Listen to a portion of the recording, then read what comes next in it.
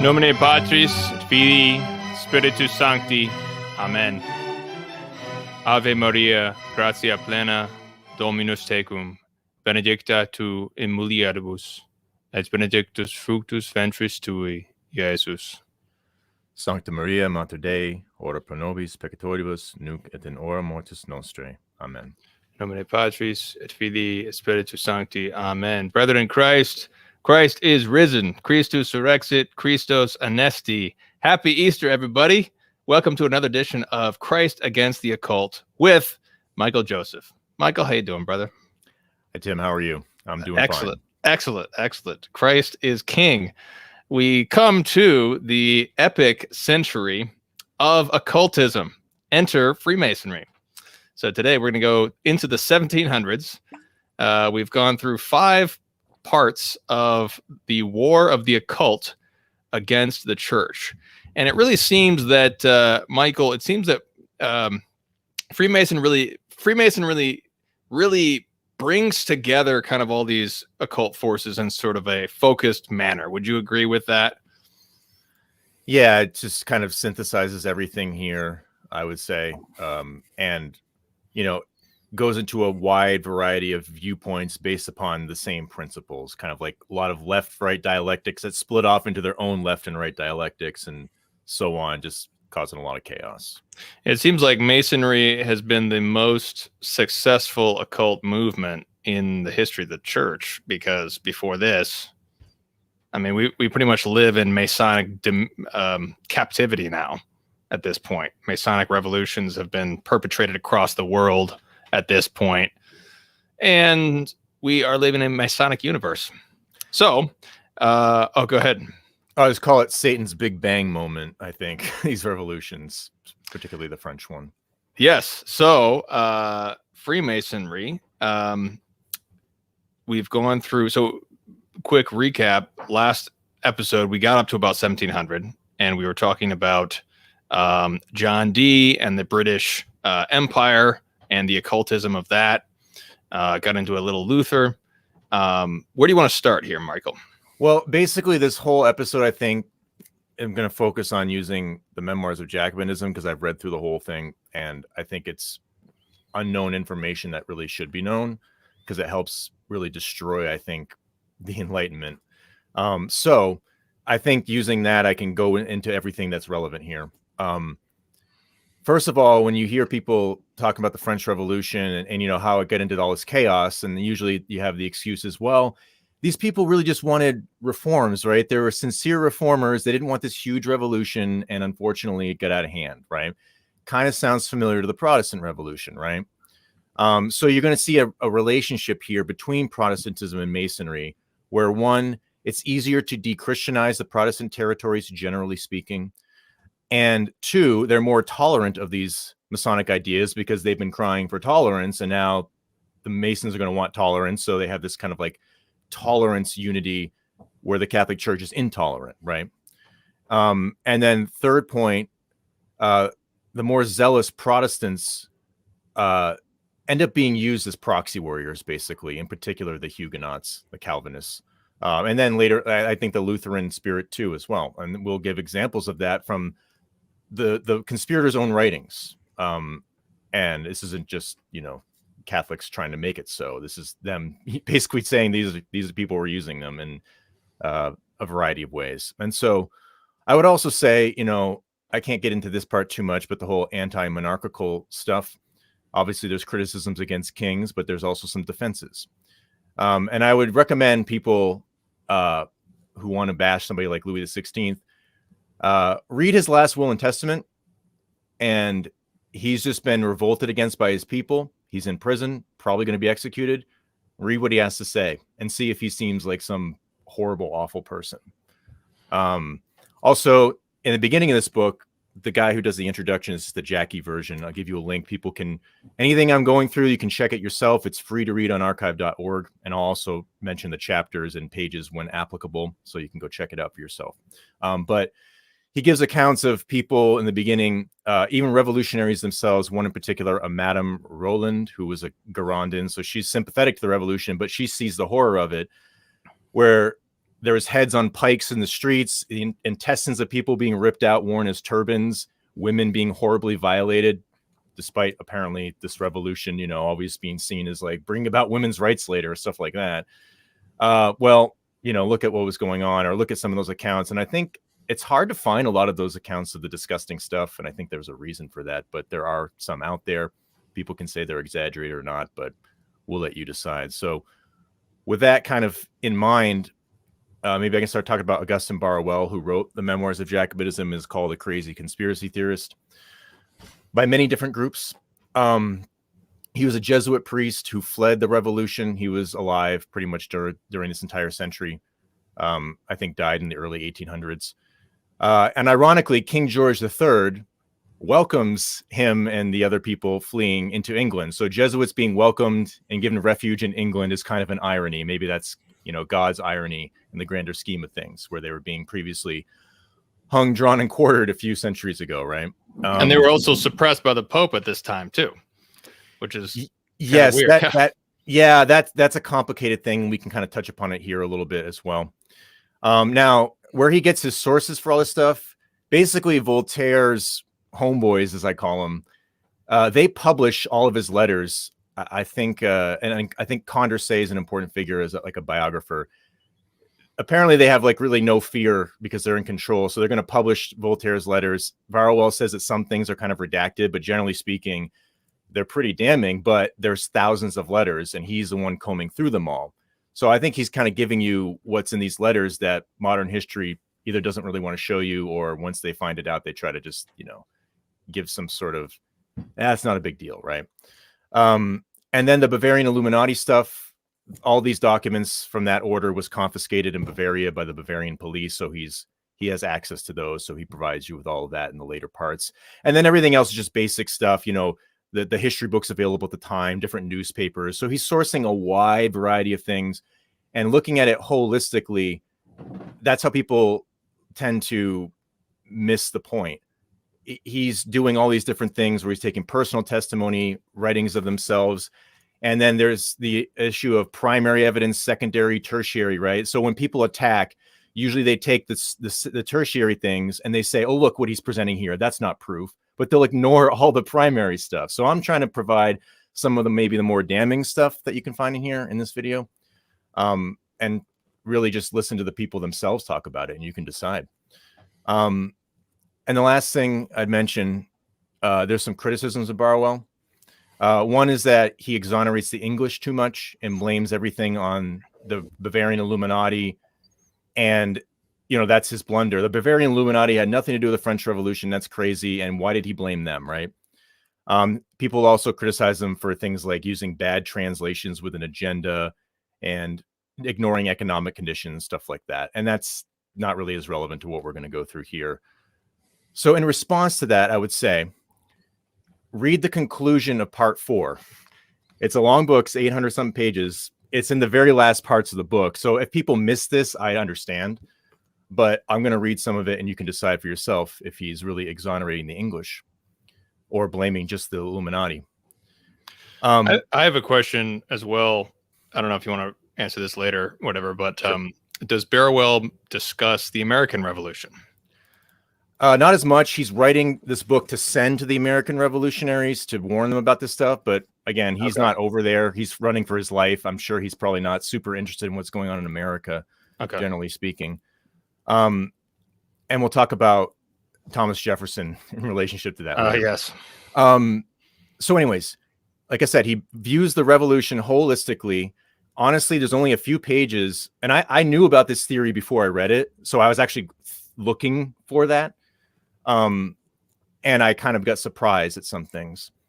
There's a couple of pages where you could make the case that he's blaming the ideas solely on the Illuminati, but really he's connecting the ideas themselves, not necessarily the individual personages. One of the adepts, Mirabeau, you can look him up in history if you'd like. I don't have time to get into every single person.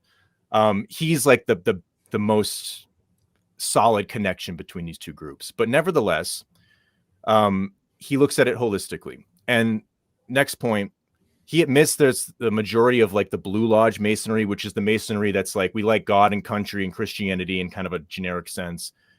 And it's the first 3 degrees.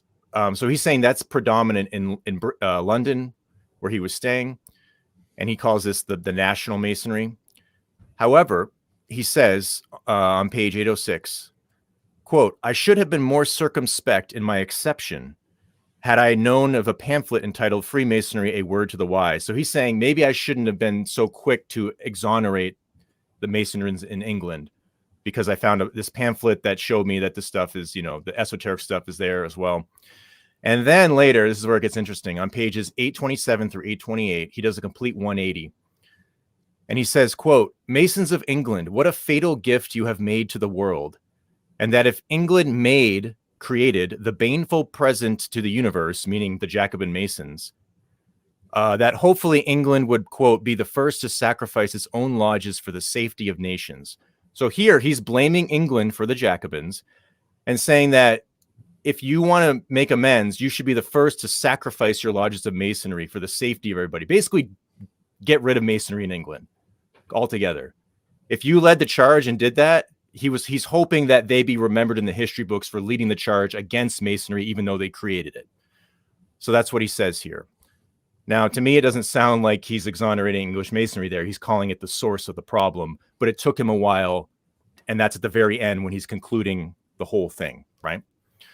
And then basically saying like their lack of remorse or repentance or prosecuting their own Masons is kind of proof of their guilt, right? And this is perhaps akin to the 2020 Summer of Love, where we have so-called peaceful protests running around and nobody wants to prosecute it. Maybe because all these older 1960s revolutionaries realize that they're all operating on the same principles and they can't, it's their own Frankenstein child, right? They don't want to denounce it. So I think that's kind of the point that he's making. Now, as to... Let me jump in. I just wanted to say something about British Masonry in relation to the American Revolution, because the American Revolution is essentially, or the whole Masonic Whig elite government structure in Britain and the British colonies is sort of a conservative status quo, because it's trying to conserve an anti-Catholic order. So they've already had their anti-Catholic revolution in 1688, and they're trying to conserve. They're conservatives. They're conservative anti-Catholics, and so that's why the American Revolution is still seen today by conservatives to this day as sort of a conservative revolution, because it is. It's trying to conserve an anti-Catholic order, and that's why the Masonry is sort of this sort of quote unquote conservative Masonry. And I'll show you a split of that dialectic in France, actually. Okay, perfect. Montesquieu kind of represents more of that Whig Masonry that's conserving that. Right. So they're preserving an anti-Catholic disorder, really. And then in France, you do have a Catholic in name only order. It is Catholic in name. It's not very Catholic in substance, but there's still a Catholic order. So they have to go sort of all the way to the left in their revolution. It's sort of a liberal anti-Catholic revolution in France. So the Masonry is sort of the same goal of anti-Catholicism, but different means. Yeah, France is a lot more complicated, and we'll get into the reasons why here, at least as far as I know, I can tell. So in response to saying he blames only the Bavarian Illuminati, on page 822 through 823, Barwell says, quote, "If you follow the Jacobin to his pantheon of gods," he's being poetic here, "he will be burning his incense essentially to Voltaire and Rousseau." And he gives a poetic account here of what the dead souls from the revolution might say if they were to cry out for vengeance from heaven, and who they would blame as their killers. And he says, quote, "It is not the Jacobins that we call down vengeance from heaven, for you," referring to Voltaire and Rousseau, "were our real murderers.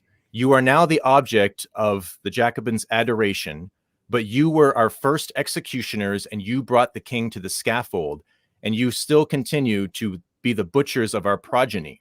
So he's saying the murder of the king, the real murderers, if the souls could cry out for vengeance, would be blaming Voltaire and Rousseau, not the Bavarian Illuminati. So that's erroneous if people want to make that claim. If you read that right there, I mean, that's plain as day to me.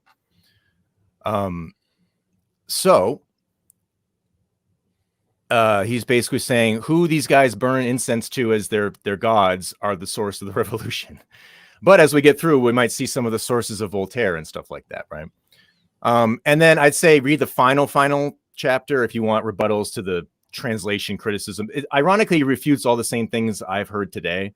All back during this time, people were just making the same stuff. So you can refer to that if you'd like. So what I like to do is get into some of the more broad strokes of the first book, The Anti-Christian Conspiracy.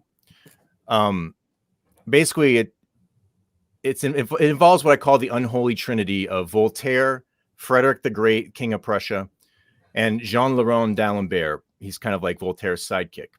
And then there's like an honorable or maybe dishonorable fourth mention with Denis Diderot. I'm sure I'm going to butcher French names. You're just going to have to deal with it.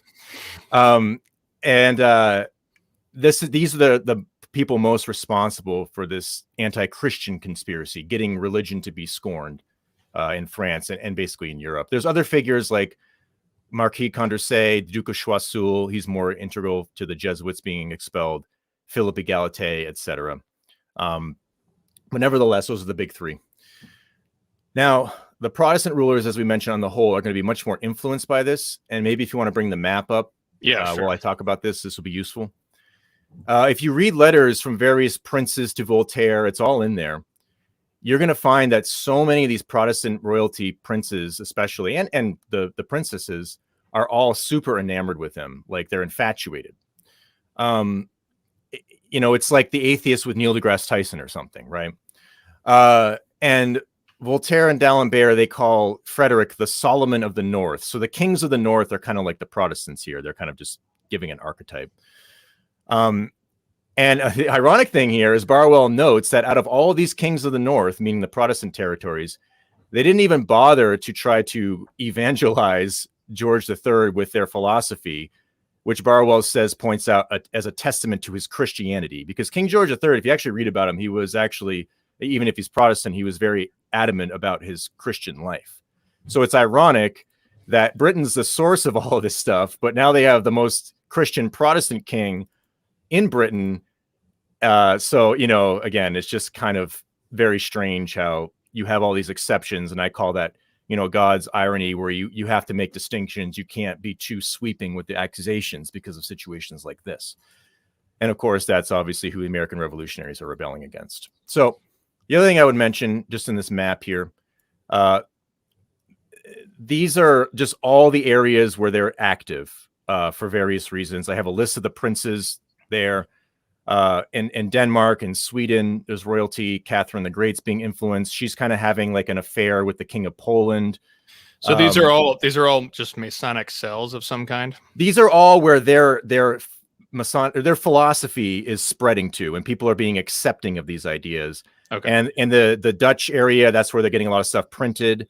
Geneva and Switzerland's kind of like where they flee when they get in trouble in France. It's like a revolutionary refuge, if you will. Ironically, that's where a lot of the Calvinists or the Huguenots or whatever were fleeing to as well. And so this just shows like the main areas. And there's a quote that Voltaire gives on page 111, where he writes that at present, there is not a German prince who is not a philosopher. So you can see in Germany, there's all kinds of, princely areas or figures that are influenced here. So when he says they're a philosopher, he's saying he's saying they're receptive to our ideas. Okay. Yeah. And basically they're being de-Christianized essentially. Whether they believe that's happening to them or not, if they're just being dupes, that's kind of irrelevant. The point is they're allowing this stuff to spread and be promoted. Oh, you know what? I want to again with the British, I wanted a quick note because you put on your map the fact that the 1717 origin date is really when the Whig Masonry overtakes the Jacobite Masonry, because there's actually a Catholic Masonry, which is interesting. There's because the Jacobite movement, there are these actual Catholics who are trying to meet in secret to overthrow the usurper. But that's actually part of some of this too. That's a bit more complicated, so I was going to kind of not focus on that as much. Sure, go ahead. But I will say that Masonry, like Albert Pike and Madame Blavatsky, they hate that kind of Masonry. Madame Blavatsky especially, she just rants against Jacobite Masonry or that kind of stuff. So there is a distinction to be made, but Yes, the Whigs overtake it, but you're going to see that overtaken as well in Germany, and the Bavarian Illuminati merging with the more esoteric Masonry is going to kind of fulfill that as well. But the point is that the Masonry is not a huge bureaucracy that's all controlled together in one unified system. It's all these different movements which are sort of vaguely connected by of generals' ideas, but there's also divisions among them. Some of them are even Catholic, so it's just and it doesn't start getting condemned by the papacy until it turns into that version that we know of it today. Anyway, so the other thing to know is that most of these people involved, surprise, surprise, all seem to have adulterous relationships in their lives. Voltaire and Freddie have more daddy issues. D'Alembert and Rousseau have more mother issues. Again, if you read accounts of their life, you have sympathies with their upbringing and how it must have been, pretty rough to go through that, but it becomes problematic when you turn into the oppressor yourself, right? And so I would advise people to read the Britannica encyclopedia entries on all these figures, and you're just going to find this glowing praise for how smart they are. They're challenging social norms. They're advancing science. They're just amazing. And then compare that with some of the stuff that we'll go through here. And I'll give you a quick example of just kind of an irony that doesn't seem so reasonable to me. D'Alembert, he was left on the porch of a Catholic church by his mother. She abandoned him. That's why he's named Jean Laurent d'Alembert, because the church was Saint Jean Laurent. So that was like a custom. And his mother was Claudine Guérin de Tencin. She was actually a salonist host. So she was an Enlightenment socialite, and she was writing novels. She was hosting people like Montesquieu. She was more of like the British classical liberal types, it would seem, that she was entertaining. She was also the mistress of a cardinal. So it's interesting. You would think it might be more rational to rebel against the Enlightenment principles, because that's what your mother was attached to and abandoned you for, rather than rebel against the Catholic Church, which actually raised D'Alembert and educated him. But that doesn't end up happening. So I'm just going to go through summarize some of the chapters here, what you'll find. Chapter 1, Voltaire says, quote, he would prefer to die on a heap of Christians immolated at his feet. People can say, oh, he's just being poetic, right? Very poetic indeed. Yeah. Chapter 2, Voltaire wants to, and I'm sourcing from his letters here. Voltaire wants to rally the, quote, atheists, deists, and Spinozas to fight against the quote unquote wretch of Christendom. So when they say crush the wretch, they're basically saying crush Bourbon France, Christendom, Catholic unification of church and state, right? And then he creates an idol out of Julian the Apostate, where he, quote, wishes to hate what Julian hated and despise what Julian would have despised. So if there's any groups that he thinks Julian the Apostate wouldn't like, he say, we're not going to like him either.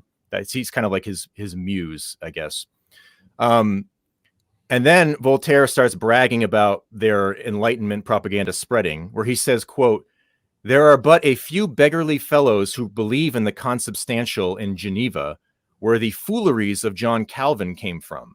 So here he's bashing Calvin as fooleries, but he's going to be seen as a champion for Huguenot rights later on. So this is the proxy warrior effect, what we'll elaborate on more. So people aren't believing in the Trinity, and they're all fools who do that anyways. He also says, quote, that English truths were even spreading in the Anglican Church. And he says, quote, in London, Christ is spurned. So these are all, he's like using this as rallying cries. Look how successful we're being, guys. He writes D'Alembert in a letter, and he says that England and Switzerland were overrun with those who, quote, hated and despised Christianity as Julian the Apostate hated and despised it, and that from Geneva to Bern, there was not a Christian to be found. Now, how true this is, I don't know, but, they always like to say that we're much more successful than we are. I'm just saying that this is their own words. Then Frederick the Great chimes in a letter, and he says, quote, in our Protestant countries, we go on much brisker. So he's identifying the Protestants are being much more receptive to this enlightenment. Now, here's where it gets really interesting. Voltaire calls the Huguenots, quote, raving mad. And he says that there was nothing more ill-tempered and, quote, ferocious than the Huguenots, even in comparison to the Sorbonnists, which is the Catholic theology school, or just Catholics in general. So he's saying the most raving mad Christians are the Huguenots, and they're ill-tempered. You prod them a little bit, they'll go attack. And now it's interesting that you're going to see them bragging about trying to get the Protestants recalled into France. So if he thinks they're raving mad and easily irritable and you want to bring them into France, it's not because he likes them, right? He wants to sow discord. And then you'll see D'Alembert bragging about this in his own letter, where this is his vision of France in the future. He says, quote, "I see things in the brightest colors, with a toleration of Huguenots established, the Protestants recalled into France, with the priests married, confession abolished, and fanaticism crushed." And here's the most important bit: without its being perceived. So this is his plan. They want to bring the Huguenots in. They want to get priests married, stop confession, crush the wretch, but not be perceived that they're doing it. They don't want to be held responsible for it. Voltaire reveals, quote, "that they never intended to enlighten housemaids and shoemakers. We leave them to the apostles." So the lower class idiots, therefore the Christians, we don't want to enlighten them. He calls them the rabble. We're just going to enlighten the aristocracy. And he says, quote, "in a short time, the rabble will follow the standard of our enemies," meaning they'll be Christians. However, he says that the rabble we equally despise, whether for or against us. So even if the rabble, the shoemakers and the housemaids, if they were to promote Enlightenment principles, we still despise them. That's what he's saying. So this is like, the liberals in power now who don't give, a what about the regular people, but they don't mind if the regular people promote their ideas. They still despise them nonetheless. You could probably see how that tradition has never really changed. And then moving on to chapter 3, this is where you get like Masonic rhetoric kind of infused into their rallying cries. If you read Masonry, they'll talk a lot about the mysteries of Mithras and Egypt, right? Oh, Egyptian wisdom, right? It all goes back to Egypt.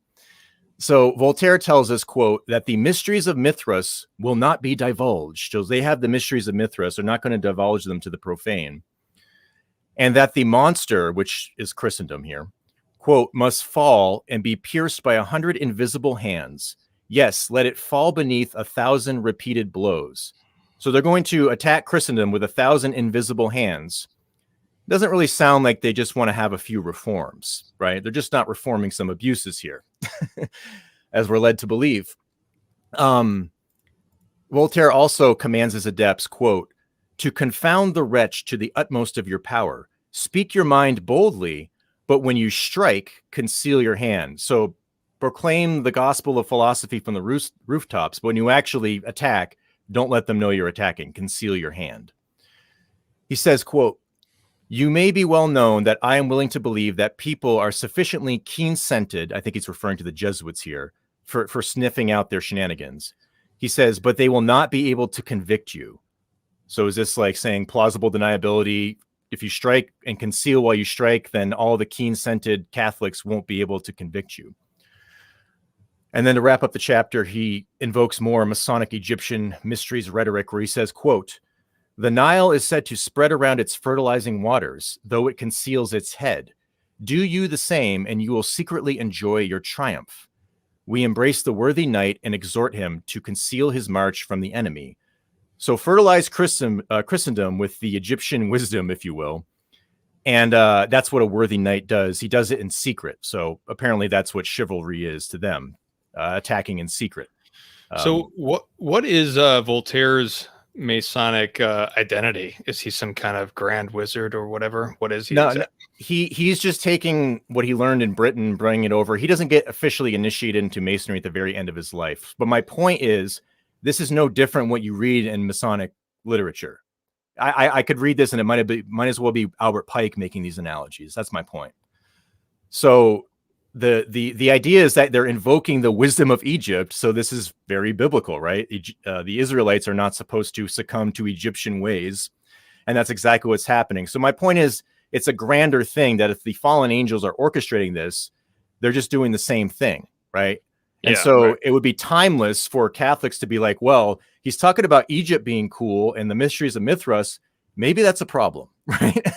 So that's kind of my point, is the rhetoric is basically synonymous, but the different people might be using it for different reasons. And it's all like this kind of like archetypal rallying cries, if you will. And they are defining who the enemy is. And so that shows an overlap of just like what you might find in Masonic writings with Voltaire himself. And like I said, he's initiated later into the Nine Sisters at the end of his life. Then in chapter 4, they're formulating the encyclopedia as a propaganda tool to try to bring all this gnosis into one body of knowledge.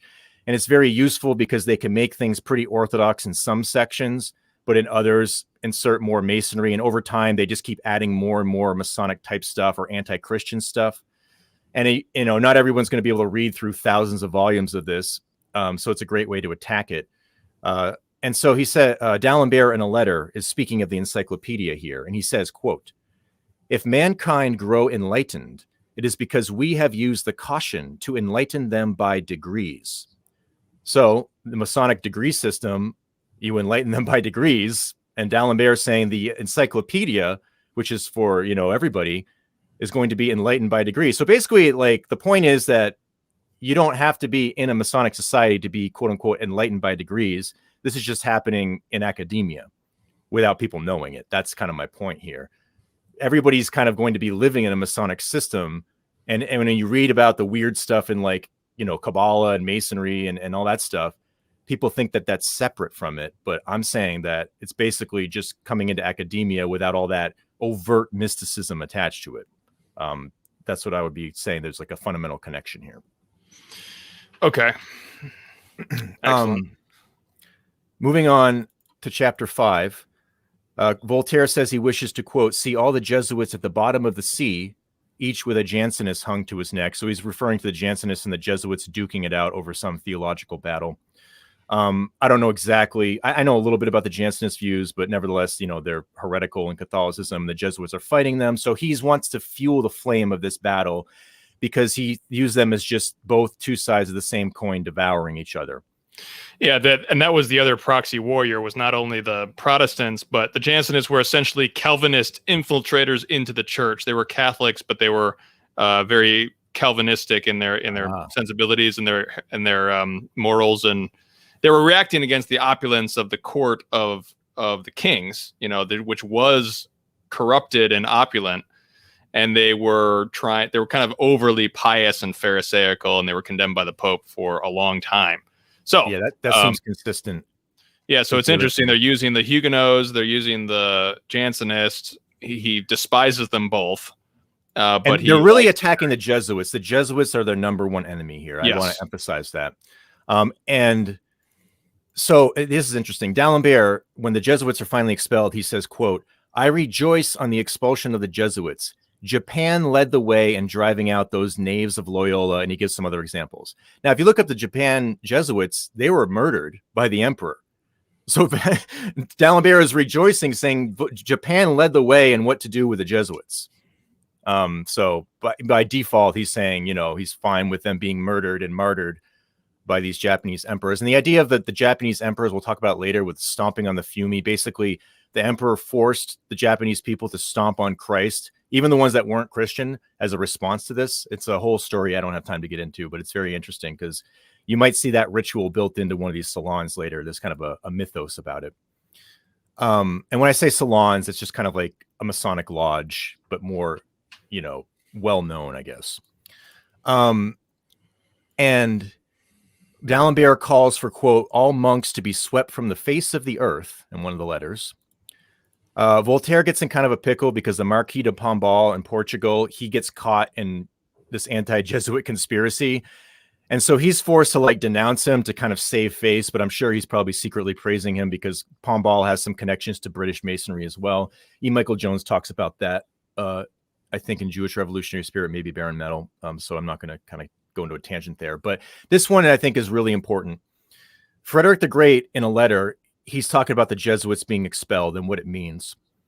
And he's kind of gloating about it. And he's going to identify Voltaire as being the key instigator here. So Frederick is saying very poetically, "What an unfortunate age for the court of Rome. She's openly attacked in Poland. Her lifeguards," meaning the Jesuits, "are driven out of France and Portugal and will probably be driven out in Spain. The philosophers of Voltaire and company, they openly sap the foundations of the apostolic throne. Toleration is preached, and so all is lost. So apparently when toleration is preached, Catholicism gets lost, according to Freddie. He says, a miracle alone could save the church, and you, Mr. Voltaire, will have the pleasure of burying her. The Jesuits are driven out of the kingdom. It is said that the Holy Father, though in a rage, will be obliged to consent. So the Pope didn't really want to do this. It was forced upon him by all these monarchs. But they were philosophically inclined monarchs, let's say. He says, what are we not to expect in the next century? And he didn't live to see the Jacobin genocide, I don't think, or Napoleon coming to destroy his own kingdom later. But he seems pretty excited about what the next century brings during this time. And he says the axe is at the root of the tree. So the tree of Christendom is about to be chopped down. On one side, the philosophers openly attack the abuses of the sainted superstition. So he's calling Catholicism superstition. On the other hand, princes are forcing to loot the church and laying goods to the property, taking the properties, and taking away the props of the trumpeters of fanaticism. So he's saying he's very happy that these goods are being taken away, and you're going to find him conspiring to do the same shortly. So fanaticism is just code word for Catholicism. And last thing, just wrap it up before we go. He says that the church is on the eve of falling, and nations shall inscribe in their annals of history that Voltaire was the promoter of the revolution effected during the 19th century in the human mind. So he is saying, Voltaire, you will be remembered for destroying the Catholic Church. And he's very happy about it. And the Jesuits were a people. I keep on saying the Jesuits were the force. They were the army of Jesus in society at this time, all over the world.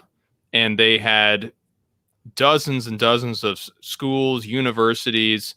They had tons of property. They were like their own nation within the nation.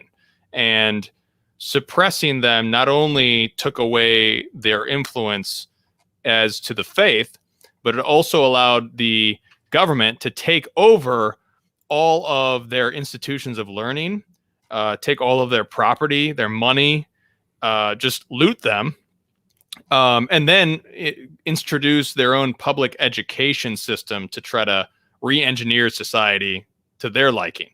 Because everyone was educated by Jesuits. The ironic thing is Frederick will accept the Jesuits, but because they're good at education. So he allows them to be destroyed, but then he brings them into his territory. And so they end up getting refuge, ironically, in his area, and also Catherine the Great. And we might talk about that later, or maybe the next segment with the Jesuits in Russia. But the interesting thing is the Jesuits, and also this will be identified, the Jesuits and the convents preserve Catholicism the most. This is what I call the Convent Conspiracy. Go to chapter 6. You can read all about it. And this is where it's just so damning right here. Frederick, in his own letter, says, quote, the places where the convents are most numerous are the places where people are most blindly attached to superstition. So where the convents are prevalent, the Catholics, they get preserved. He says, no doubt, if these asylums of fanaticism were destroyed, people would grow lukewarm. So if these crazy convents of crazy Catholicism, if they were destroyed, the people would just get a lukewarm Christianity and just stop caring about it. And he says the point here would to be destroy the cloisters, at least begin by lessening their number. And then he says the time has come. Now it's the time to do this. The French and Austrian governments are involved in debts. The lure of rich abbeys and well-endowed convents is tempting. By presenting to these governments of Austria and France that the prejudice that these nuns don't contribute to the state, they don't procreate, because back then they actually cared about procreation to bring about population, right? Not like we do today. And they had great abuses, like just basically saying, oh, they're greedy, they're worldly, and they're sexually immoral, right? He's using this to say, why don't you pay off your debts and loot these convents? And these are the excuses you can give. They don't do anything for society. And he says that I think they might adopt this plan of reform if I present it to him in this fashion. And he says that every government that shall adopt this plan will be friendly to the philosophers, and the promotion or circulation of philosophical books which attack popular superstition or Catholicism will be friendly to them as well. Or, this is important, the false zeal that would support it. So false opposition to Catholicism that gives, straw man arguments for it so that philosophers can tear it down will allow them to be held up as well. So here he is saying the Catholic nuns preserve Catholicism in its most zealous sense, and that's a problem. So let's present to the rulers of these Catholic areas of Austria and France that they don't really do anything for society, and say, why don't you loot them and take their property and put it to better use?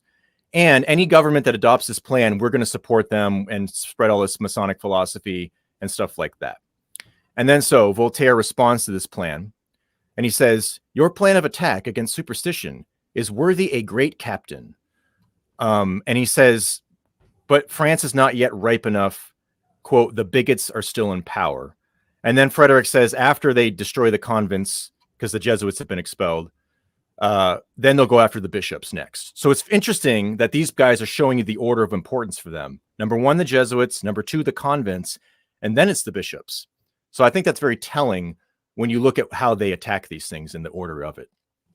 Yeah, and another aspect of this, because you're talking about debts, and the 7 Years' War happens right at this very moment, 1756 to 1763, which is really the first World War over economic interests. So you have Spain, France, Britain, they're all fighting, and then they have war debts because they have to hire all these mercenaries or whatever, do all this stuff. And they've got these debts that you're talking about. And this is actually some of the origin of the American Revolution is this war and these debts and these taxes that are trying to pay. So this economic motivation is happening. France suppresses the Jesuits immediately after the 7 Years' War. 7 Years' War, 1763. The suppression of the Jesuits is 1764. And they're suppressed because of debt, actually. One of the Jesuits ran up a bunch of debt, Antoine de la Valette, and he was caught working with the Dutch merchants. It's a weird story, but that was one of the big catalysts for them getting expelled in France. Yeah, and the Jesuits were not all perfect. Yeah, you could just find a Jesuit who did something wrong and then use that as a pretext to suppress everything good that was going on with the Jesuits. Exactly. When all these philosophers, these Enlightenment people run up debts, nobody cares about that, it seems. Right? So anyways, wrapping up book 1, chapter 11, there's actually a primitive Zionism. It's very interesting. There's 2 attempts to get the Jews back into Israel or Palestine land, right? One is by Voltaire, one's by D'Alembert. The first attempt, D'Alembert appeals to Frederick the Great, and there's some Jewish subjects in Prussia that might be on board with this. They try to work with the Sultan in Constantinople to get this to happen because he's in control of the area. It doesn't really end up happening.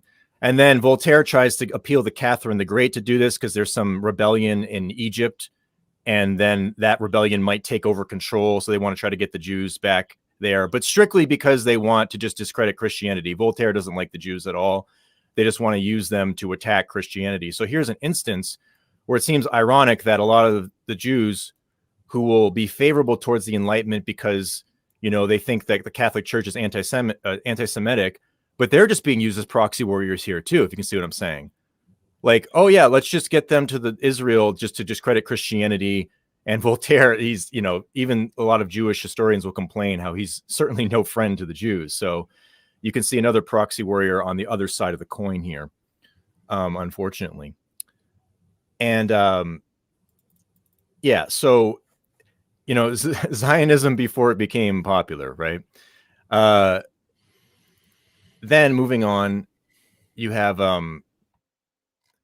chapter, hold on one second, lost my place. Here we go. Chapter 12, Joseph II is implicated in all of this. And basically, to summarize it, Joseph II is seen as one of these enlightened despots, and he's actually Hitler's favorite Habsburg, his only favorite Habsburg. Hitler and Mein Kampf rants against the Habsburgs constantly, but Joseph II is the lone Habsburg who was adopting the Aryan way back then, because really he was just doing whatever Frederick the Great said. Any of Frederick's policies, Joseph just kind of adopted them. And so Barwell says he's basically a dupe, but he really should have known better. And there's a whole thing that goes with Joseph II. I don't have time to get into, but basically later on, everyone's trying to undo all of his policies. And he's just really useful to, helping advance this agenda because he becomes the Holy Roman Emperor. He was kind of sharing it with his mother, Maria Theresa. But then once he takes a hold, I think he's just, basically adopting anything Frederick does. Because he sees maybe almost like a little bit of a father figure, an uncle figure or something like that. Then in 1766, that's when Voltaire says there's not a prince in Germany who is not a philosopher. So a lot of this stuff is happening in the 1960s. Well, I guess maybe a Freudian slip in the 1760s. The 60s, man, revolution. And so that's all going on during this time. And that's when they're really very active. And then they all kind of maybe start turning on each other a bit more later, especially with Rousseau. We'll get to him. And then here's a very telling statement. In 1775, Voltaire writes a letter to Freddie. And this is where King Louis XVI ascends to the throne. He says, quote, "I know not whether our young king will walk in your footsteps," meaning will he become an enlightened despot like you, Freddie? Or will he be a bigot for Catholicism? I don't know. But he says, "I do know that he has taken philosophers for his ministers, all except one who is unfortunately a bigot. The priests are in despair. This is the commencement of a great revolution." So who cares what Louis XVI does, if he becomes Catholic or not? He's surrounded by ministers that are all under our pocket and all friendly to philosophy, except this one unfortunate bigot at the court. I don't know exactly who he's referring to. So that shows you the state of the infiltration while Louis XVI becomes king. So this guy, he's a young king. He's surrounded by wolves. So when people want to criticize him for all these bad decisions, think about what you're surrounded by. And would you do better in that situation? So here's an example going back to the contradictory nature of all this. In chapter 14, Voltaire is courting the Landgrave of Hesse-Kassel, Frederick II, a different Frederick. And this guy's completely enamored with Voltaire. He converted to Catholicism, but he's still, he's still in this mindset of just being open to all this stuff. Voltaire gives him literature from one of the OG Whig influences. Well, he's a Tory, but he's promoting his ideas. Bolingbroke, Viscount Bolingbroke. He was an anti-religious Tory, basically, and he actually inspired a lot of the American revolutionaries. So this is really ironic because he's a Tory, right? And the American revolutionaries are against King George III, who's seen as more tied to the Tories who want to keep the monarch. Well, at the same time, this Frederick the Landgrave, this is the same Landgrave that farms out the Hessians to go fight the American revolutionaries. Oh, wow. So why is he getting the same literature that's going to foment the American Revolution just to farm out the Hessians to King George to fight them, while Voltaire later gets initiated into the Nine Sisters Lodge, which has all these American revolutionaries? So my question would be, do these guys really know what the hell they're doing? Or is it just the fallen angels orchestrating all of this, and they're killing each other? You know what I mean? We're going to farm the revolutionaries out to fight the American revolutionaries, but we're adopting the same principles as them. It's just so contradictory when you actually look at all the connections here. So yeah, there's conspiracy of powers and principalities. That's what I'm trying to emphasize. Yeah, they're trying to use these other people as proxy warriors, but they're all actually proxy warriors for the fallen angels. Exactly. Great point. And then to wrap it up, from chapter 15 on to the end, here's just some miscellaneous things that are in here. They'll falsely attribute works to avoid persecution. So they write something, but they just use pseudonyms or say a dead guy wrote this. They use all these booksellers, and they try to make the neutrality of the book selling be well, we're not going to censor things because everything makes money. So this is the free market or something. Oh, just allow all ideas, but really they're just going to make money off of it all. And who cares what they print? That's kind of what ends up happening. It just gets diluted to financial means. Voltaire ends up bashing the actual philosophers they're appealing to, where Socrates, he says, would die for his beliefs, but we're smarter than that. We're not going to die for our beliefs. That's crazy. Right. So he thinks they think themselves better than these ancient philosophers even. Then they're trying to infiltrate all these institutions. They're trying to get their own inside guys in here. This is all, various letters throughout show this. And then more importantly, the public education aspect actually comes about from this guy, Baron de Holbach's salon. He's kind of like an atheist extraordinaire. And he's got this whole group that meets. All these capitalist type Whig Mason types are frequenting it.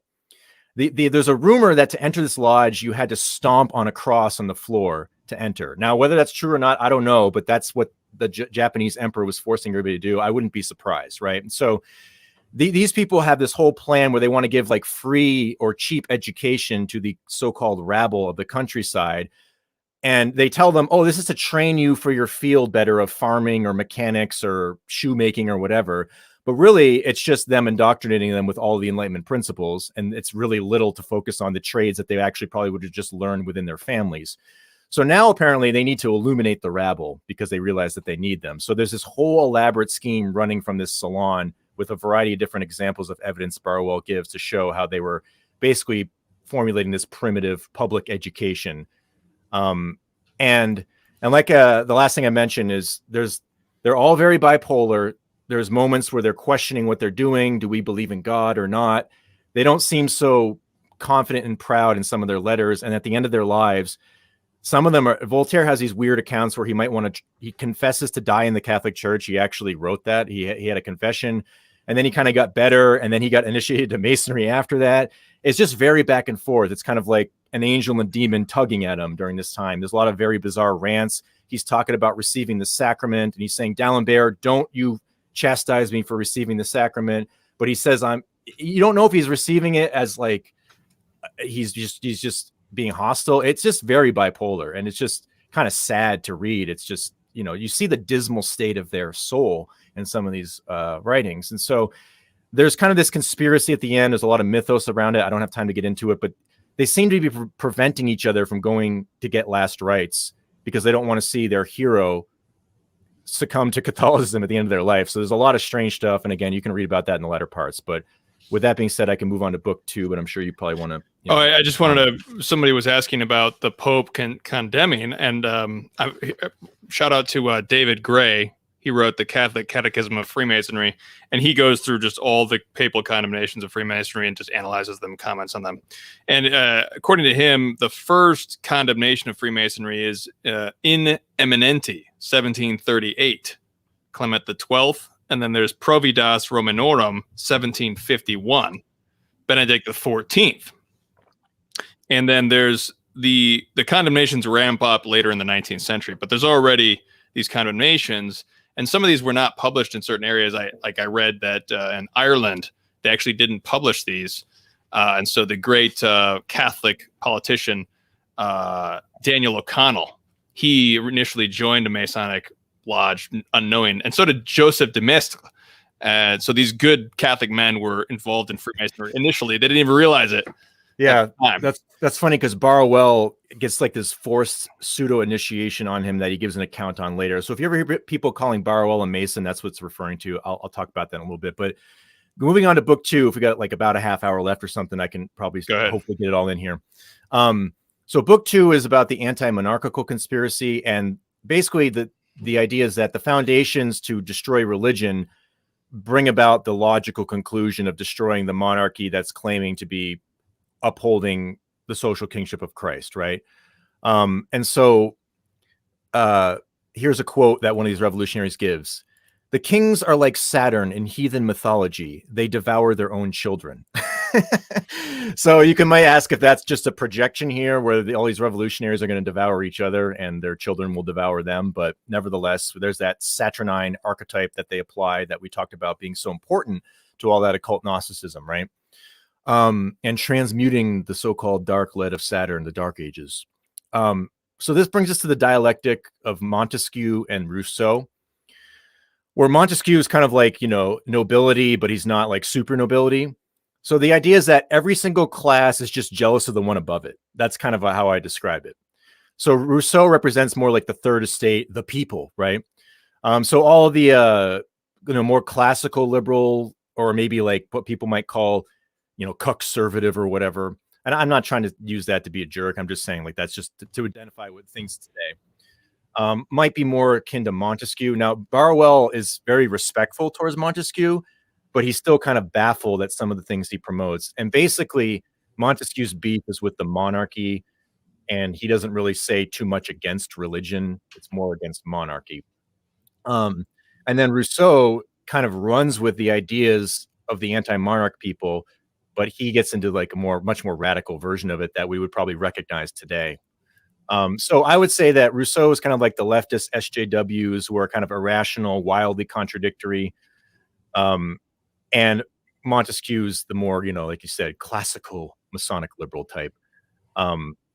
And then Rousseau ends up turning on Voltaire later. But the funny thing is, even though they start like getting cranky towards each other, they all still promote each other's works when it's convenient to attack Catholicism. So does that sound familiar today, right?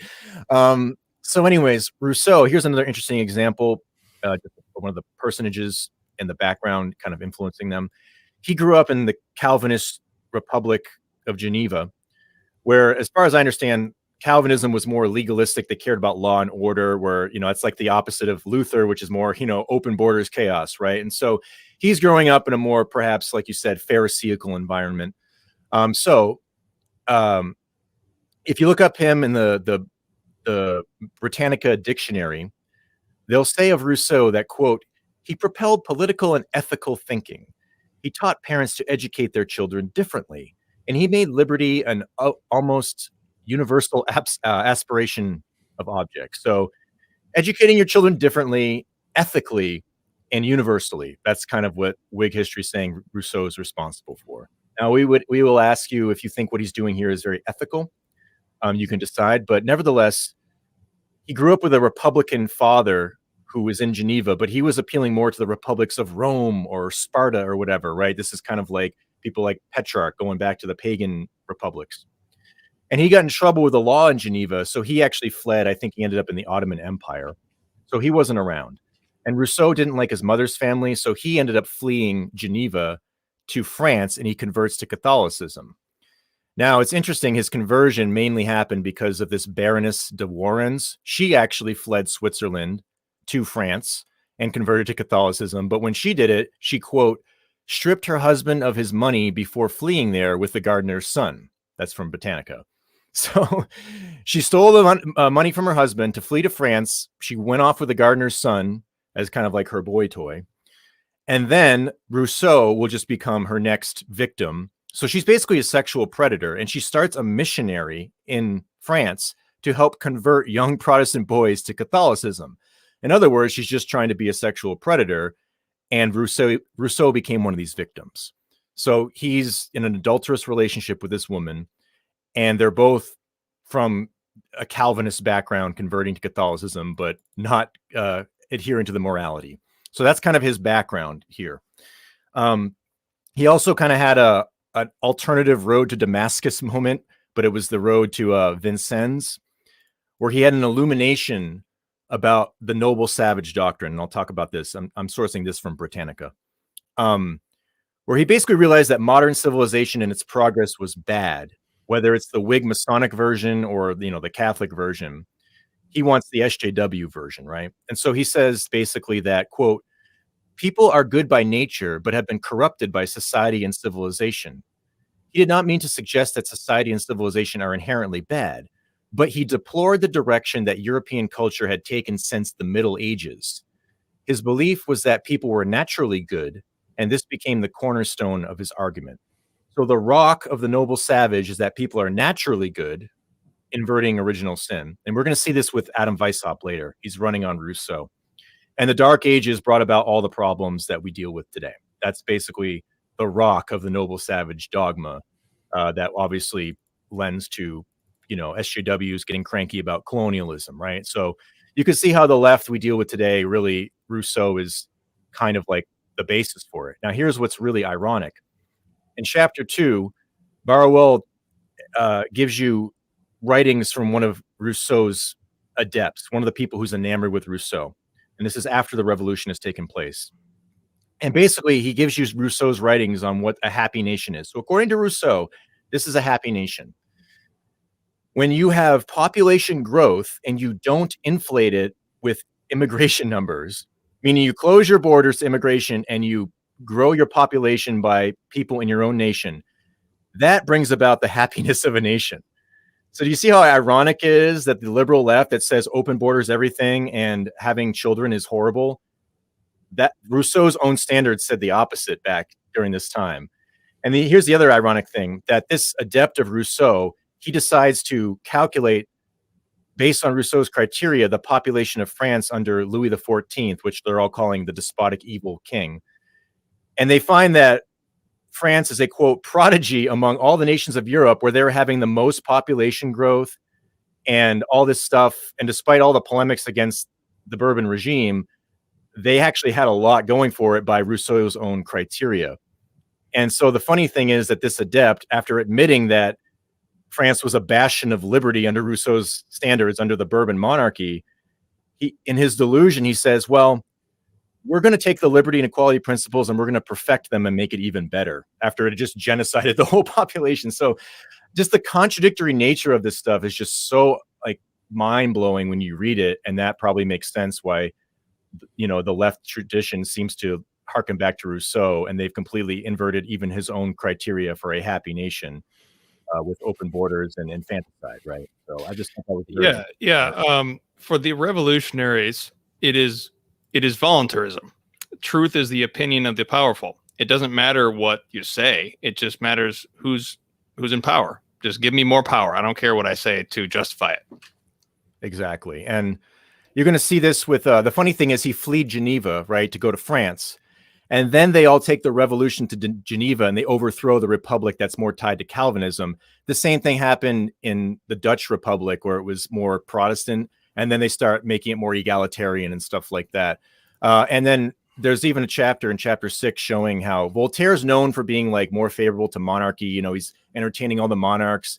He's not known as like radically egalitarian, but apparently in his latter years, he started being more like that. And I think it's because all the revolutionaries are evolving into that. And now it's like, well, if I don't go along with them, they're going to turn on me. So this is where like you have the Democrats who are older now, they have to keep conceding to the more radicals in order to stay in power and not be eaten up by them. So I think you kind of see that happening with Voltaire, and you're going to see this like weird egalitarian takeover of Geneva during this time by all these revolutionaries. So that's all in chapter 6. Then you get into later the more esoteric Masonry, the really interesting stuff.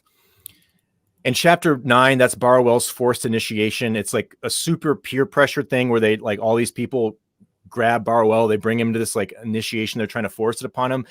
But the way he describes it, it's more like the comedic and theatrical version of it that you might see on like YouTube, when like it's just kind of like silly, but it is creepy at the same time, the way it's all described. So I don't know. Look up like a Hiram Abiff initiation on modern day Masonry, and you might get a glimpse into what it might have looked like. And so Barwell basically says that these theatrics, this is like silly nonsense, so that the people who like that, they just stay there. And then the people who think this is stupid and they want something more, they start getting into the advanced degrees, the more intellectual ones. So again, we talked about this last time. This is like college fraternities where it's like toga, and you're just drinking and partying. That's the theatrical version. But then the Skull and Bones, or maybe like Carl Sagan's Sphinx Head societies, stuff like that, they're the ones who are going to be the movers and shakers that are going to be, you know, the real people behind some of these societies and the advanced parts of it. So you can just see that kind of schema formulating here in a lot of ways. And, you know, you see it in Hollywood, right? You get the Hangover movies or Animal House versus like the Fight Club or Matrix or Pi, which are more deeper, esoteric and psychologically stimulating, stuff like that. Think about media and political theater, right? Media ratings, they just pump out whatever works, but behind the scenes, they don't really care. They just want power, ratings, and money, stuff like that. And so you could see that esoteric schema, kind of the foundation of it, going into all these different versions of society, in my opinion. And so in chapters 10 and 11, this is where whatever's written in these degrees, it just sounds like what I read in Blavatsky and Albert Pike and all these Masons. And basically, this would be the advanced degrees based on Philo of Alexandria, like we talked about, what Masonry says its advanced degrees are based upon. And you'll see a lot of interesting overlap with what we already talked about here. But here's the interesting bit. This is where it starts connecting the story of Hiram Abiff, where he's like this master mason who's assassinated. And then the Masons need to enact revenge on him. And then they say that Jacques de Molay of the Knights Templar, the leader, he's like a new Hiram Abiff. And the King of France and the Pope conspired. They're like the assassins of Hiram. So it's interesting. This is an inversion of the books, right? The anti-Christian conspiracy, the anti-monarchical conspiracy, and the anti-social conspiracy. That's how Barwell titles these things. And that's what these three assassins represent: the church and the Pope, the state with Philip the Fair, and then the Catholic society. So interestingly, he gives you the inverted Masonic schema in his memoirs. It's kind of funny. So these are the groups that you're taught, the Masons are taught, that conspire to kill Hiram and then later Jacques de Molay. And so they start viewing these people as like kind of like crucified saviors in a way. And this is the schema.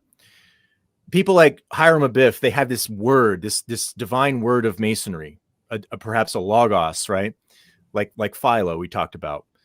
And it's the lost word of Jehovah, but it's not like Jehovah as, the exoteric God of Israel, Jehovah, right? This is the pantheistic Jehovah. That's the unity of the natural religion. And Christ, it says, I'm going to read some quotes here from what these Masonic degrees are revealing. Christ himself, in their eyes, is the destroyer of the unity of God. He is the great enemy of Jehovah. He thereby learns that on the day which the word Jehovah was lost is precisely on that which the Son of God, dying on the cross for salvation of mankind, consummated the grand mystery of our religion, destroyed the reign of every other order, whether Judaic, natural, or sophistical. So basically what he's saying is that this multicultural, all religions are one under this pantheistic Jehovah, that was lost when Christ was crucified and the Catholic Church took over. That's the profane version of understanding this. And so Christ, under that understanding, is the destroyer of the unity of mankind. And to recover the lost word that was lost because of the Catholic Church destroying it, that's tied to Hiram Abiff, essentially. And that equality and liberty are the two pillars of this lost word. And this is where the degrees, the advanced degrees, this is what the initiates start learning. And so when you get to the Knights Kadosh degree, which is very similar to what Albert Pike reveals in chapter 30 of Morals and Dogma, a very revealing chapter. This is where they start fomenting the initiate as being an assassin. You will avenge the death of Jacques de Molay. And guess what? The King of France killed him. And guess what? Louis XVI is his successor. And again, it's not overtly said, but these things are naturally suggesting this, right?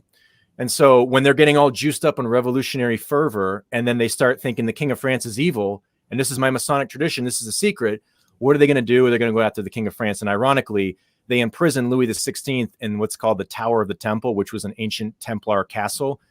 But it was just kind of like, it seemed like more of a museum, a relic, but they specifically made it into a prison to hold him until the execution. Why would they do that if not influenced by this stuff, right?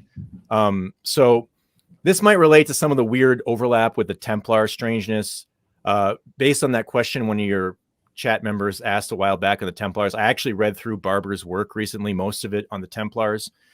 There's some weird parallels. I know that modern history is going to tell you that, Philip the Fair was, he trumped up these charges and confiscated the goods. And there is evidence, obviously, that he was confiscating this or that. I'm not trying to exonerate him per se, but I'm just saying that there is another side of the story that's very weird in conjunction with a lot of this stuff. And I just kind of summarize a few things here. And what were you just quoting, Michael? This was the chapters where chapter. But it was Barwell, right? Yeah, he's. Okay. This is what the Masonic degrees are telling the initiates. Okay. So he has copies of various degrees and he's giving you the information for them. Okay. And like I said, a lot of this just corresponds with what I read in terms of the rhetoric in Albert Pike's Masonry, stuff like that. So these Templars are supposed to be like super Gnostic elite occultists, and that's good in their eyes, right? And so that's what they're saying that you're appealing to. And so it's interesting if you read Barber's book, a lot of the more extreme cases of the accusations that get against the Templars are in southern France. Surprise, surprise. Also, I'd say that Barwell also has a chapter talking about this as well, giving his viewpoint on the Templar debacle. Philip IV, whatever you say about his other things of confiscating goods, I'm just separating those instances. He did say that if the Templars were found guilty, the goods would be donated to like the Crusades and the church or monastic orders. He wasn't going to just take them and use them for his kingdom. That was deliberated in both Barber's book and what Barwell says in his history. You can argue that maybe he was just trying to hold on to them and trying to find a way to get them somehow, but you know, that's not in the writings, you know, specifically. Philip the Fair is also maintaining the Inquisition, and there's a book, an academic book, that says, quote, he wanted to be sure that those who were punished were heretics, but that the punishments weren't excessive. So he's trying to maintain the Inquisition, but not have it be abusive. Now, here's the interesting thing. The Templars who confess, they all kind of confessed right at the beginning. Now, people will say, well, it's because they were tortured. Fair enough. But if they confess to a priest, that's a sacrament, right? Now, if they say, well, we recant our confessions, you're actually denying the sacrament of confession, right?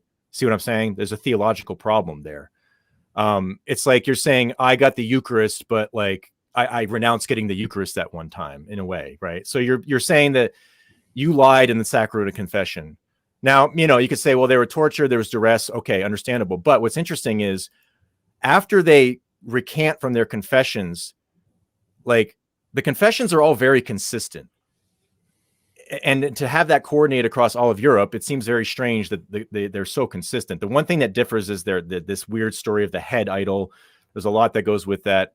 But nevertheless, once they recant their testimonies, that's when they start getting inconsistent and bipolar and kind of acting very similar, in my opinion, to how you see Voltaire and some of these people acting, where they just seem like they're caught in two worlds. It's very bizarre. And so they say that we have always been Orthodox. We would have died for the faith in the Muslim territories. We would have been killed for it. We would have rotted in prison. We would have been tortured. And my question is, well, if you say you do that for the faith in Muslim territories, why didn't you do that when you were rounded up in the Catholic territories? I can't imagine that the Catholic tortures would have been much worse than the Muslim tortures if they were in their prisons. So that seems very odd to me. These are just points that like Barwell brings up as well in some level. I'm just saying these are questions to ask. In the final analysis, I can see it both ways. It is interesting, though, that Barber says that modern history, ever since like the 1940s, no serious historian says that they were guilty of any of these charges. But before that, people might say that they were guilty. So it's interesting that also Barber reveals that a lot of people have colored their viewpoint of the Templars based upon events in modern history, like World War II, and saying, oh, Philip the Fair's takeover is kind of like a fascist takeover, like Hitler or something, right? So it's like they're trying to compare authoritarianism as we would know it in the modern world with what happened with the Templars and make it a one-to-one equation. So it's kind of interesting, but I'd say read chapter 12 on this if you want to get Barwell's take and some of the points that he makes about it. But nevertheless, what's more important here is that in chapter 13, this is the Cathar Connection. Condorcet, who again, I think he was Voltaire's biographer. He's one of these aristocracy folks. He writes this work called The Table of Progress of the Human Mind. And basically he's saying that the Masonic Enlightenment connects back to the Cathars. And they were these tolerant people who promoted the doctrines of reason, and that the evil Catholic Church took them out. They were ambitious. The crusade was horrible. The Inquisition is horrible. And these were just, liberal progressives, basically. And so then Barwell says that Condorcet is the one who connects this all to them, and that these Masonic degrees all stem back to Manis of Manichaean dualism. And this ties into the widow's son, where the widow's son, Hiram Abiff, is seen as like the widow's son and stuff like that. And Mani, or Mains, or whatever you call him, he started this society called the Son of the Widow in the 3rd century. And even the Freemasonic dictionary admits this. So it really, the whole thing about the widow's son and Hiram Abiff, the Manis or Mains or whatever, how you pronounce it, he's the source of that mythos. So it all goes back to that Manichaean dualism. That's the point. Like all this esoteric masonry and this Cathar stuff, he's saying that these guys are identifying it by default as going back to these Manichaean dualists that we went over way back when. So it is interesting that he says he's sorry to say, to reveal the secret, that this is what it all goes back to. So that kind of wraps up that part. I'll get on to the Bavarian Illuminati, try to go through as quickly as possible. I don't know if you wanted to respond to any of that. Oh, sure. No, just keep on going. I know we've got about 15 more minutes. Certainly. Yeah, I think I can get through it. So book 3 and 4 are on the Illuminati. More specifically, book 3 is like the actual doctrines, and book 4 is just kind of like a history summarizing everything. Now, it's interesting, in the Catholic Encyclopedia, they tell you that Adam Weishaupt supposedly reconciled with the Catholic Church later. I don't know what reconciled means, but he did donate money to try to build a church. So if he was received back into the church, I'd say that's a big victory considering all the stuff that he was writing during these times. And Weishaupt's the founder of the Illuminati. Yes. Right. Right. So 1776, right? That famous year. Now, the main figures in the Bavarian Illuminati is Weishaupt. He's more of like the scientific rationalist. There's a Baron von Knigge. They call him Philo, ironically. It's his code name. He was a Mason, and he was like kind of dabbled in the esoteric arts, it would seem. Maybe he got into like some ritual magic. He was kind of back and forth between natural Masonry and maybe more mystical ones. And then there's an adept, a Mason named Bode. These three guys are kind of fundamental to fusing the Illuminati with Masonry, the more esoteric Masonry in Germany. Now, the interesting thing is they're all suspicious of each other being crypto Jesuits or priests. They're really paranoid about the Jesuits. And then it kind of fuses into a whole new animal. Weishaupt kind of loses control, and he kind of seems like he gets on the run. So it just turns into a whole nother animal. So I wouldn't blame everything on Adam Weishaupt. We're talking about, again, the ideas and all that kind of stuff, right?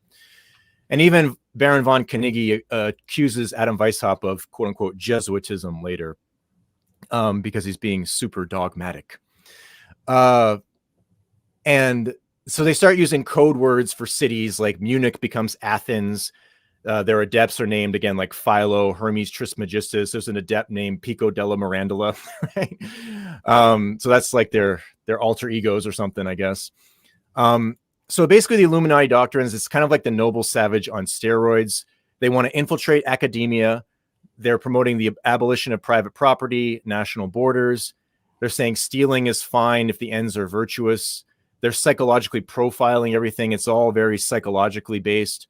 And they're really traumatizing the people below. So it kind of sounds like leftist universities today, right? Not really much different. And the only thing is they were much more attached to sexual morality during these times. And speaking of which, we'll get to the Weishaupt's dilemma shortly with abortion. So on page 490, Weishaupt talks about the secret doctrine of Jesus Christ.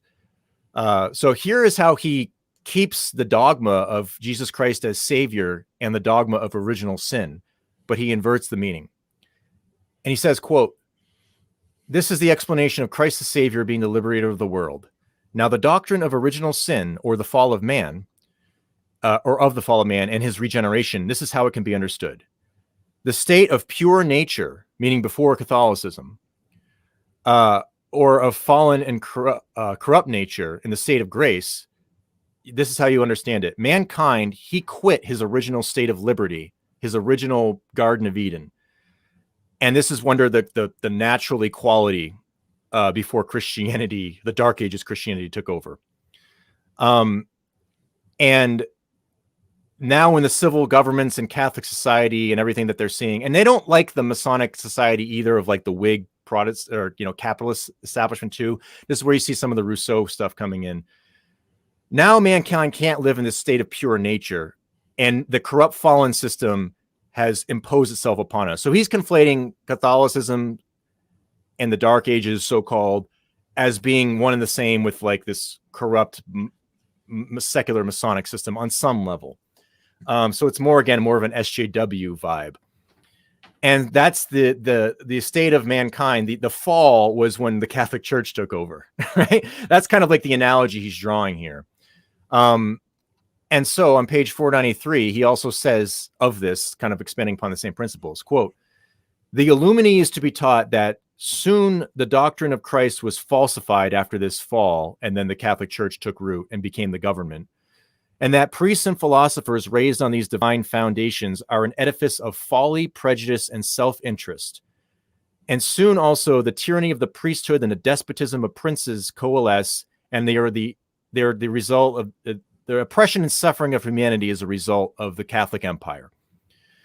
And thus, to rectify this, to remedy this problem, he recommends to, quote, study the doctrines of the ancient Gnostics and Manichaeans, which may lead the initiate to find more important discoveries on real Masonry.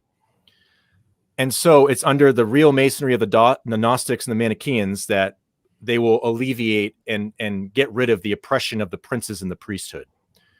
So there you go. It's based upon Gnostic Manichaean dualism, right? And so lastly, I wanted to bring in more stuff on the Jesuits in particular. Basically, they promote the Illuminati promotes end justifies the means doctrines, but they say don't do it in the bad way like the Jesuits do it, basically. So they say that if a commander gives a command and it seems unscrupulous, the initiate should always remember that there is a goodness of the means that is always preserved in that command. And of the Jesuits, they say to, quote, avoid them like the plague. In chapter 9 of book 4, this is really important. Again, this is chapter 9 of the final book. Jesuit Masonry, this idea that the Jesuits were corrupting Masonry, this was invented by them to scare the Protestants in Germany in particular. And also it kind of went over into England, I guess, and other areas. It's to scare them out of the Blue Lodge Masonry, the type of Masonry that says, the Christian God is good, country and borders are good, right? The upright Masons just want to preserve God and country. It was designed to get rid of them. And so when you say that the Jesuits created those more Catholic degrees or Christian degrees, that's going to scare them because they're all afraid of the Jesuits. So they either quit Masonry altogether, or they come into the occult degrees where they start learning everything we just talked about, the noble savage on steroids. So this really just worked like a charm. And it's because the Protestants got triggered by anything Jesuit that they actually went into more occultism because of it. And so this is so relevant to today because people still do this. They still talk about the Catholic Church or the Jesuits creating the Illuminati and the Freemasons, and it's horrible and evil and awful, but they're actually falling for an Illuminati trick. It's just so ironic. And so this chapter goes through that. And there's another passage later when somebody during the time protested Barwell's memoirs. And of course, he's coming from a Protestant Anglican background who's kind of getting mixed in with supporting the American revolutionaries. And he just kind of falls for the same thing in his criticisms. And here's the interesting thing. Here's a quote from one of these people trying to formulate the degrees. When they're trying to make a more Christian degree, they say, quote, I mean that it should be a completely Jesuitical piece. Not a single word should be found in it that can be objected to by religious or political governments, meaning Catholic social kingship. Let us act with caution. And when we write in our degree, imbecile monks, instead of saying imbecile monks, say imbecile men, right? And instead of writing princes and priests are in our way, we're just going to remove that. So they're making more Catholic degrees and saying, write it like a Jesuit would, right? So it's pretty interesting that they're just doing all this stuff. And once you read through some of this stuff, it becomes really obvious what's going on. The Protestants are being used as proxy warriors, and the Jesuit fear porn, as I would call it, is, driving that. And then the last few bits here, they make special plans to keep the Jesuits out of the universities. Again, some of them might be expelled. They're ex-Jesuits technically, but whatever. They just want these types of people out.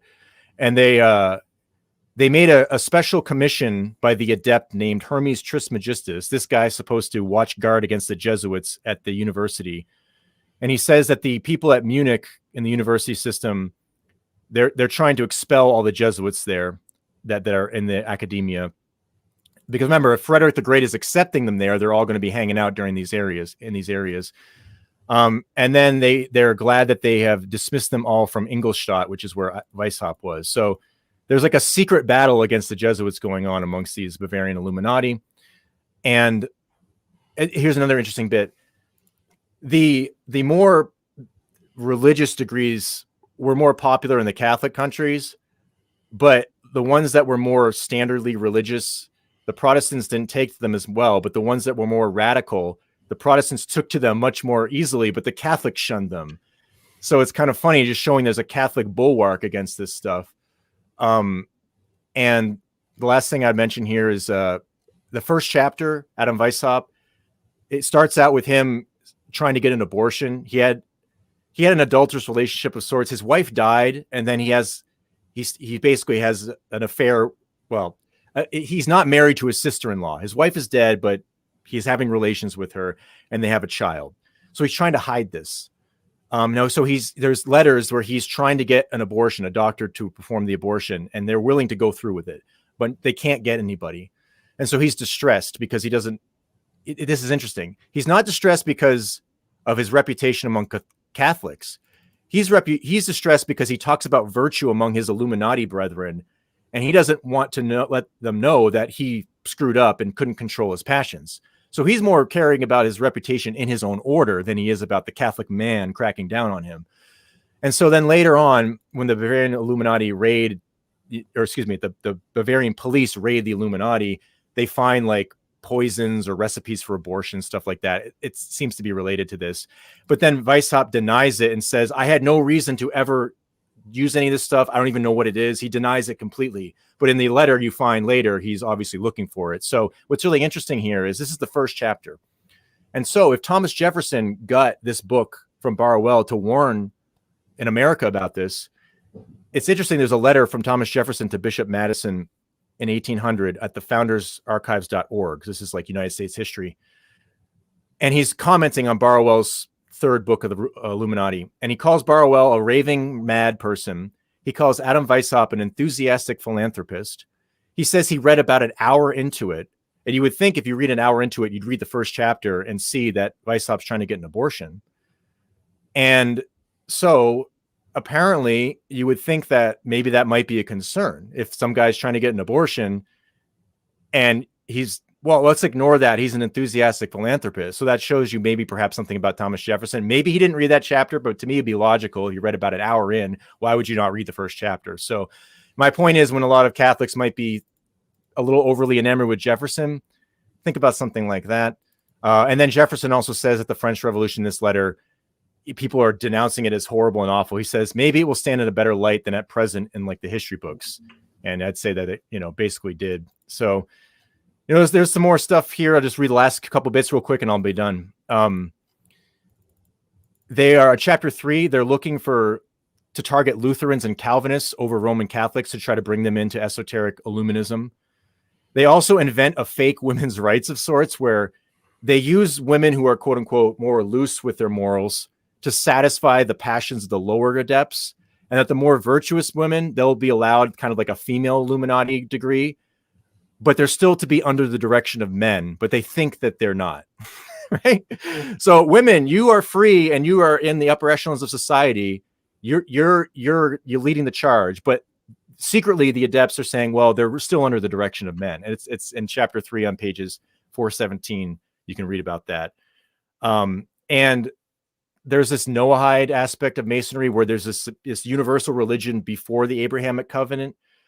And so that gets back to like these laws, universal laws beforehand. So sometimes when Jews promote that might actually be more of a Kabbalist Enlightenment viewpoint rather than a Jewish one. Because then it's kind of denying the covenants, right? And then chapter 12, this is where you get like perfection of man stuff. It could easily lead to transhumanism. This shows the influence of a lot of Rousseau stuff that Weishaupt is perfecting. And then the last two chapters I'll mention, chapter 16, this is important with dealing with the clergy and writing the Jesuitical degrees to give to princes to make it seem religious. And they want to give their illuminees as much zeal as the Catholics give their own, but while they reduce the Catholics' zeal. So it's funny when everyone calls the Catholics fanatics and, we just don't like fanaticism in general. But meanwhile, they're teaching their own to be just as fanatical as they project the Catholics to be, but for the Masonic principles. So that's typical of the left, right? They'll say, whatever, the people who are against abortion, they're fanatics. But then all the people who are radically for abortion, they're worse, right? And their zeal for getting abortions. But then they just like act like they're just philanthropists, right? So you can see that all formulating here. And the last thing I mentioned, chapter 18, this is the grand irony. Weishaupt wants to get 12 illuminees to be like the apostles and one chief, perhaps a pope, him, to lead them. So it's really funny how everyone decries the pope, this despotic ruler, have one guy in charge of all these people. That's so horrible. But Weishaupt is just inventing himself as his own pope. And maybe that can relate to a certain protesting spirit in the Germanic areas with people like Martin Luther. So that basically wraps it all up. I know it was a lot. I tried my best to condense it and not go into tangents. Oh, that's great. I think that the takeaways here that I learned is this century, which is falsely called the Enlightenment, but it should be called the Age of False Reason. That's the phrase of Henry Sear in Phoenix from the Ashes. I call it the Age of Treason. Yes, Age of Treason is all of these occult sects or occult enthusiasts or occults, these people spreading the occult ideas. So you have Voltaire, Rousseau, who are sort of more in public, who are connected through their ideology with the occult rites. And you have these various occult rites, which are Masonic or not, but they're all sort of generating the same message, which is all against Christendom, against Christ in society, against the Catholic Church. Exactly. That's Barwell's point. It's a holistic thing. And usually that's what the detractors do. They're like the Pharisees, right? They make specks into logs and they ignore the logs in their own eyes, or they make, camels out of gnats or things like that, right? And they don't, and honestly, that's similar to like the issues of Protestantism, right? Where it's like, oh, Catholics, you're relying on your works. And, it's like, and ironically, a lot of their own beliefs, the Catholics also believe, but there's distinctions and orderings of things. And it's a holistic thing with certain things having more priority than others, right? And so when they attack something and act like the Catholics don't do something, they're actually doing that. It's just they're making more sweeping statements. So I think that that's what happens in the reverse, where the so-called Age of Reason will defend its own so-called enlightenment by the same methods, where they'll attack Barwell for these small issues that he's not even making into a big issue. And this is the Voltaire account that we talked about earlier, where the deathbed so-called conversion of Voltaire, whether it happened or not. It's funny that when I was reading, the liberals' history says, well, Barwell made a big deal about that. And it's Barwell's fault that there's even a debate about Voltaire. Did he convert to Catholicism at the end of his life or not? And the funny thing is, when I read it, it just looks like Barwell is just documenting the history of it. And it's one chapter. He doesn't make that much of a big deal out of it. Everything else is more of a big deal. But maybe it's more of a big deal to the liberals, and they're the ones who make a big deal out of it, and they project everybody else onto that, making the bigger deal. And where they're just trying to like add it into, just the general history, and, making mountains out of molehills as a way to attack things. So I think that that's kind of the overlap here. The basic tactics for attacking Catholicism in the schema and how they do it, it's no different, but they're attacking it for different reasons, where the Protestant quote unquote revolt is kind of like faith alone. And then the Enlightenment so-called revolt is like reason alone, right? And then the Catholicism is about bringing those two things together, right? And I think it just shows that great divorce, and non-ironically, the Masonic pillars being separated as kind of like their logo kind of encompasses that. And what it really does is the people in that middle pillar are just going to pragmatically appeal to whatever's convenient to just stay in power for money and without any real morality whatsoever. And they think they're beyond morality. And they don't have a problem if you try to obey it in some broad sense, as long as you aren't in politics, right? You can be a Christian in your church, and you can be moral. You can be in a non-adulterous relationship, but don't bring that into the public sphere. As long as that doesn't happen, you're fine, right? And I think that that's really the problem here, is that's what's really being divorced. And then a lot of the Protestants are thinking that the church and state, separated as the Enlightenment says, is like Christian. And you can see that overlap where they're always appealing to Christianity and Christ. And they even say that we do this to kind of, be pragmatic and get people to be like, oh, they're talking about Christ. I'm listening, right? And you need the distinctions and the details to go with it. And I think that that's where that spirit shows a difference, where the church focuses more on having a definition and holding on to that dogmatically, because if you start playing with it too much, then you're just going to be misled by all that stuff. So that's the bulwark. And I think you see that in spades here with the satanic establishment revealing its hand in that reverse way, where they say the Protestants are very useful for us, the Catholics and the Jesuits at that time, not so much. They're our number one enemy. So is that kind of revealing the true enemy and the true church in a way? That would be kind of a reverse argument I might make. Yeah, so all of these forces, occult forces or public forces, and then you also have 40,000 Protestant sects today, all agreeing on one thing, and that's not Rome. And then you have various Jewish Kabbalists thrown in, and every force is just trying to undermine the Roman Catholic Church. And we didn't get into the Eastern Orthodox, which is the interesting bit as well. But next time we're going to go to 1800 to World War II, right? That's the plan.